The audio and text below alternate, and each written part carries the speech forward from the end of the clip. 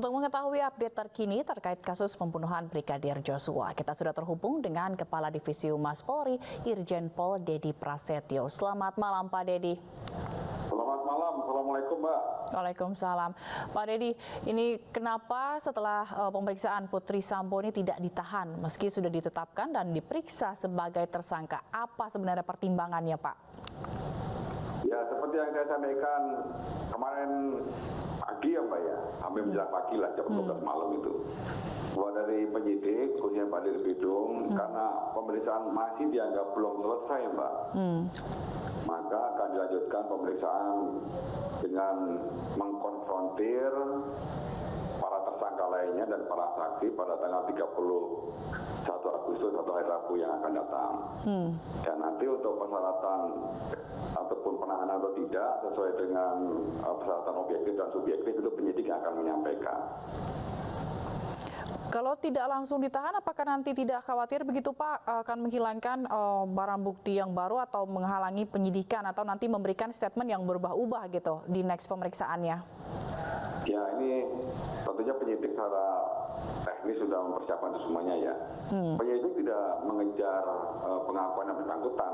Yang bersangkutan mau mengaku atau mau tidak, penyidik tentunya berdasarkan 184 KUHP kan memiliki alat bukti yang lain yang nanti akan juga dihadirkan pada persidangan, dan itu nanti akan diuji semuanya.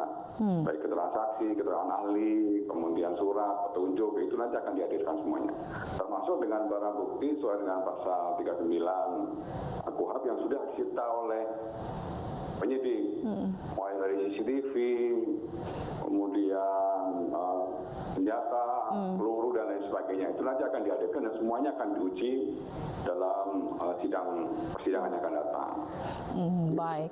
Lalu beredar informasi bahwa salah satu pertimbangan ini juga berkenaan dengan Ibu Putri yang sakit begitu Pak. Apa sebenarnya yang dialami Ibu Putri? Sakit apa sebenarnya Ibu Putri dan apa ada kaitannya dengan psikologi Pak? Lebih mengarah ke psikologi ya Mbak. Makanya kemarin sebelum dilakukan pemeriksaan oleh penyidik, sebagai SOP-nya kan dilakukan pemeriksaan kesehatan secara fisik ya. Kalau fisiknya memenuhi persyaratan, kemudian secara psikis juga memenuhi persyaratan, nah dipisahkan keterangan. Hingga keterangan yang disampaikan itu betul-betul clear lah Mbak. Namun demikian, dari kurang lebih hampir sekitar 80 pertanyaan yang diajukan kepada Bu BC, masih perlu ya penyidik merasa dari isi materi yang harus digali kembali. Oleh karenanya pada hari Rabu besok dikonfrontir ya pemeriksaan kepada RR, kemudian kepada KW, DKM maupun kepada RI ya terkait keterangan-keterangan Bu BC yang sudah diberikan pada malam kemarin ya ketika dia diperiksa sebagai tersangka gitu. Berarti hari Rabu nanti ketiganya juga akan dimintai keterangan begitu ya Pak untuk mengkonfrontir. Baik, ya, lalu nanti hasilnya nanti akan disampaikan oleh Dirbidum ya. Baik, kalau nanti materi pemeriksaan selanjutnya adalah terkait dengan pemeriksaan konfrontir, lalu apakah pemeriksaan yang kemarin ini sudah masuk ke materi inti penyidikan Pak? Sudah kemarin 80 pertanyaan itu, tapi dianggap sama Pak Dirbidum dan tim penyidik, tim sensitif masih belum cukup Mbak untuk memberikan gambaran secara utuh dan meyakinkan tentang konstruksi pidana atau delik untuk pasal 340, subsidiar 338, junto 55 dan 56 begitu. Berarti artinya tadi Pak Dedi sempat menyatakan bahwa nanti tergantung penyidik bahwa pemeriksaan selanjutnya apakah Ibu Putri akan ditahan, berarti ada kemungkinan untuk ditahan begitu ya Pak? Ya nanti penyidik lah yang akan menilai secara subjektif maupun secara objektif ya Mbak. Baik, lalu apakah nanti hasil dari pemeriksaan Ibu Putri ini menjadi kunci Pak Dedi dari kasus ini, terutama motif yang sejujurnya nih Pak masih simpang siur dan menjadi pernyataan masyarakat selama ini? Ya, salah satunya seperti itu Mbak. Jadi kan ada penyidik ini fokus pada yang pertama, TKP yang pertama. TKP yang pertama kan TKP yang di Duren 3 untuk konstruksi hukum 340, Jogja 338. Kemudian nanti fokus yang kedua di TKP yang di Saguling. Nah, itu juga kan nanti akan dan diklarifikasi oleh penyidik. Dan kemudian TKP yang ketiga itu yang di Magelang. Ya itu juga akan didalami. Tapi ya untuk masalah motif, ya semoga nanti akan disampaikan juga oleh penyidik. Meskipun di dalam pasal 340, ya banyak para pakar pidana menyebutkan untuk motif itu tidak harus disampaikan. Ya karena di 340 itu sudah jelas. Ya pembunuhan berencana itu ada motif, ada kehendak tenangnya situ. Penyidik melihat bahwa delik 340-nya itu konstruksi hukumnya sudah cukup lengkap lah, Mbak. Baik, Pak Dedy, maaf berarti tadi maksudnya motif yang tidak perlu disampaikan, maksudnya disampaikan ke publik begitu, Pak? Bukan. Ya, dari 340 itu tidak harus motif itu disampaikan. Kalau kita melihat dari konstruksi hukum 340 ya, ya. Karena motif itu nanti akan digali di dalam proses persidangan itu untuk menentukan hakim ya memutuskan berat atau ringannya suatu peristiwa pidana tersebut. Ya, meskipun demikian nanti dari penyidik akan juga menyampaikan kembali ya tentang apa sih sebenarnya membuat Pak VC itu sangat marah sekali sehingga melakukan perbuatan pembunuhan berencana seperti itu. Nanti akan diungkapkan apa yang membuatnya. Kan ada teori kausalitas, teori aksi dan reaksi. Ya kenapa sampai berbuat seperti itu nanti akan disampaikan oleh Pak Dirpidum atau penyidik. Ya. Baik. Gitu. Lalu kalau persiapan terkait rekonstruksi pekan depan, Pak, bagaimana? Ya untuk rekonstruksi pekan depan ini sebenarnya Mbak, penyidik ini kerja maraton. Kita terus terang berterima kasih dengan Pak Kejagung.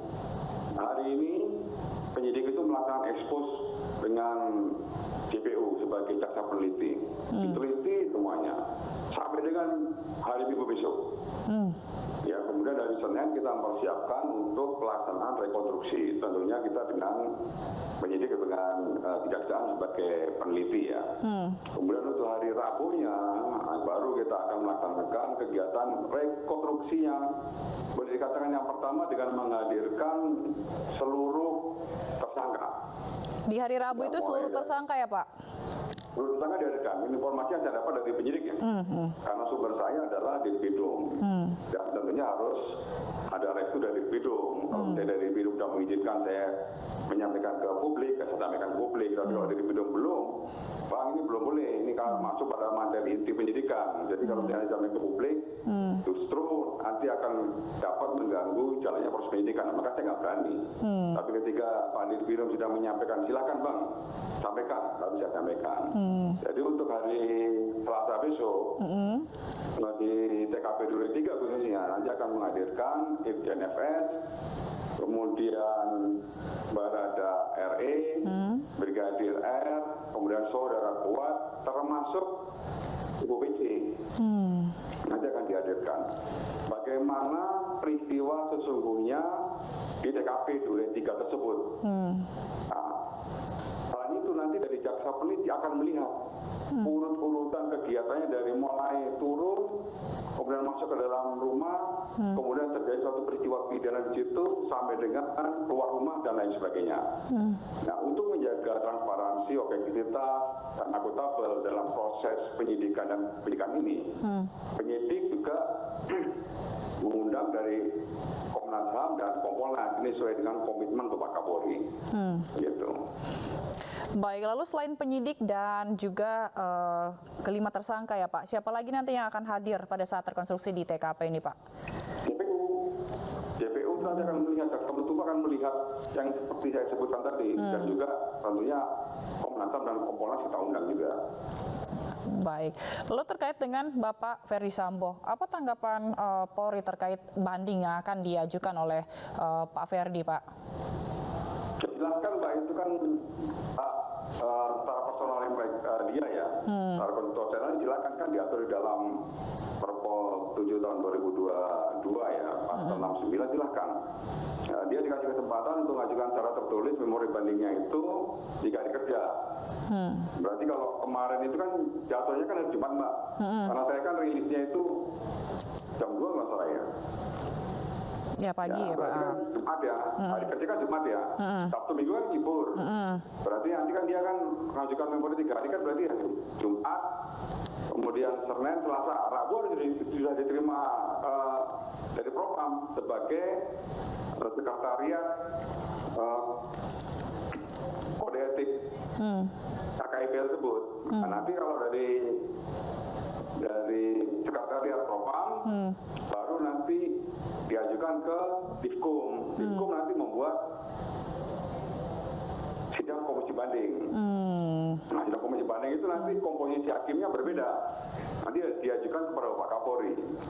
Kalau sudah turun, sprint untuk sidang komisi banding dipimpin oleh bintang 3 dengan anggotanya semuanya bintang 2. Baru dimulai proses sidang banding di Divkum selama 21 hari. Nanti dilihat dari sisi aspek semuanya lah, dari aspek juridis, aspek semuanya dilihat, administratif semuanya dilihat secara komprehensif. Baru nanti diputuskan, setelah itu nanti diajukan ke SDM, SDM memproses selama 5 hari, diajukan ke Pak Kapolri, dan nanti surat keputusannya diajukan ke Sekmil. Baik. Gitu.